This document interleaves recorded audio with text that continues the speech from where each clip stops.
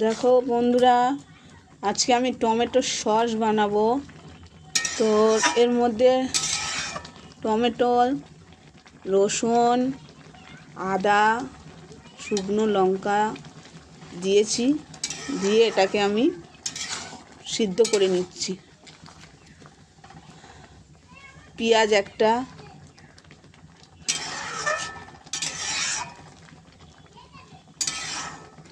এটাকে দিয়ে ভালো করে সিদ্ধ করে নিচ্ছি। তারপরে এটা আমি মিক্সিতে পেস্ট করে নেব। এটাকে আগে ভালো করে সিদ্ধ করে নিতে হবে, তারপরে এটাকে আমি মিক্সিতে পেস্ট করে নেব। তো দেখো বন্ধুরা, আমি টমেটোটা আগে সিদ্ধ করে নিয়েছিলাম, তারপরে ঠান্ডা করে ওটাকে আমি ব্লেন্ডারে মিক্স করে নিয়েছি।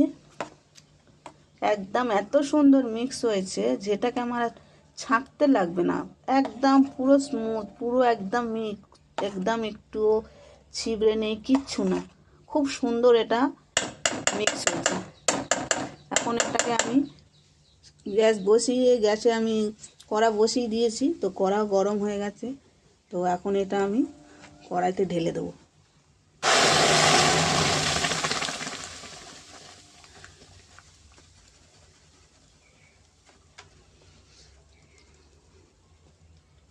এখন এটা আমি কড়াইতে ঢেলে দিলাম।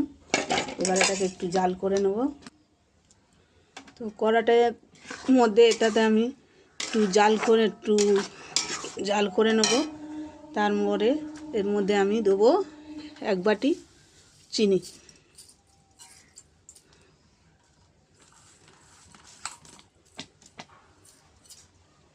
চিনিটা দিয়ে এবার আমি একটু নেড়ে নেব।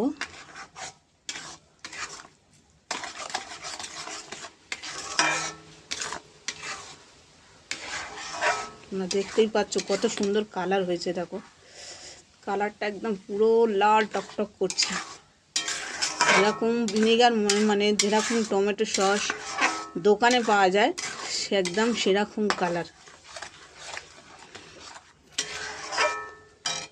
তো এবার এর মধ্যে আমি একটু ভিনিগার দিয়ে দেবো। যে ভিনিগার বেশি না, 2 চামচ মতন।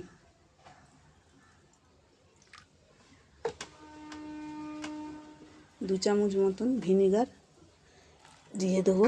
ভিনিগারটা দেওয়ার মানে হলো সসটা আমি সারা বছর রেখে খেতে পারবো, তাহলে এটা নষ্ট হবে না। কারণ ভিনিগারটা তো টক জিনিস, ওটা দিলে সসটা সারা বছর থাকবে, নষ্ট হবে না। এটা একটু ফুটলে এর মধ্যে আমি তেঁতুলের কাঠ দিয়ে দেবো।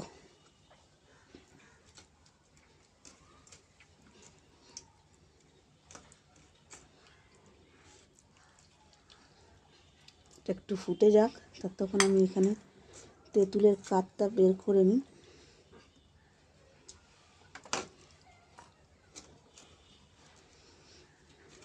তো গ্যাসটা আমার কমানো আছে, একদম আমি কমিয়ে রেখেছি।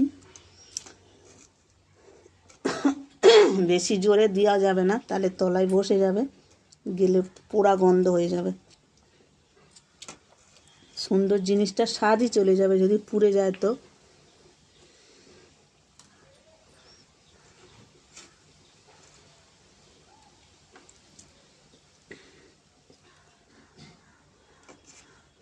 তো এখন এতে আমি তেঁতুলের কাঠটা দিয়ে দেবো।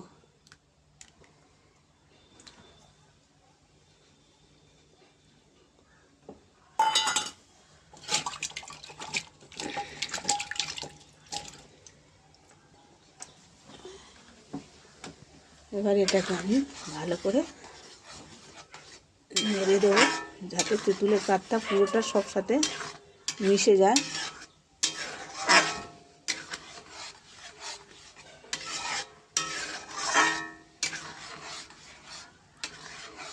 দেখছো কত সুন্দর একটা কালার।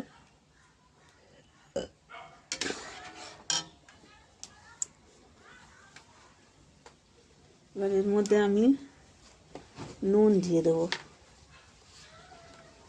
নুন, সাদা নুন, এমনি নুন আমি এতটা দিলাম। এরপরে আমি বিট নুনও দেবো এর মধ্যে। বিট নুনটা দিলে তাহলে এর স্বাদটা একটু বেশি ভালো হবে।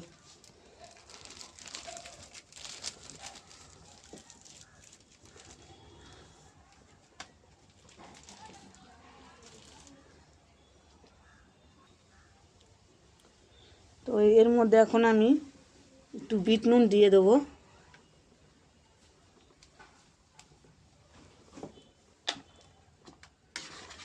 বিট নুন দিলে এর টেস্টটা একটু আলাদা হবে। বিট নুনের টেস্টটা তো আলাদা। এবার এটাকে আমি ভালো করে জাল দিয়ে নেব।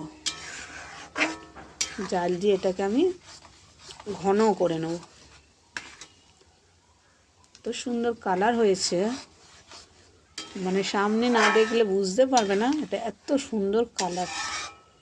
এতে কিন্তু আমি কালার বলে কিছু দিইনি।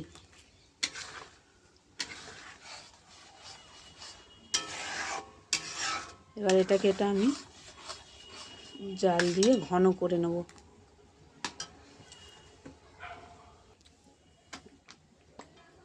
তো দেখো বন্ধুরা, আমার টমেটো সস হয়ে গেছে,